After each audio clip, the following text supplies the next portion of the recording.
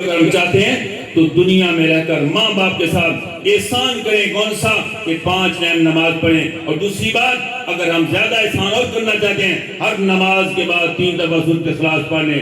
آسان بات ہے، ایک قرآن مجید پڑھنے کا ثواب ملتا ہے. اور اگر دنیا میں دن میں ٹائم نہیں ہے، رات کو کم از کم 10 دفعہ سورۃ اخلاص پڑھ لیجئے. سورۃ اخلاص معمولی بات ہے. امام الانبیاء صلی اللہ علیہ وسلم تشریف فرمائے اور ایک قافلے کو بھیجا تھا، قافلہ واپس آ گیا. عرض کرتے ہیں، یا رسول اللہ صلی اللہ علیہ وسلم، ہمارے امام تو بڑے عجیب تھے کہ جب بھی جماعت کرایا کرتے تھے تو ہر سورت کے بعد سورۃ اخلاص پڑھا کرتے تھے، سورۃ اخلاص پڑھا کرتے تھے. آپ صلی اللہ علیہ وسلم نے بلایا، اے اللہ کے بندے تو کیا کرتا ہے، بار بار سورۃ اخلاص کیوں پڑھتا ہے؟ عرض کرتے ہیں، یا رسول اللہ صلی اللہ علیہ وسلم، مجھے اس سورت سے محبت ہے. تو چھوٹی سورت، بڑی اس کی فضیلت، پورے قرآن عظیم میں سب افضل سورت ہے. اللہ کے محبوب صلی اللہ علیہ وسلم، مجھے اس سورت سے محبت ہے.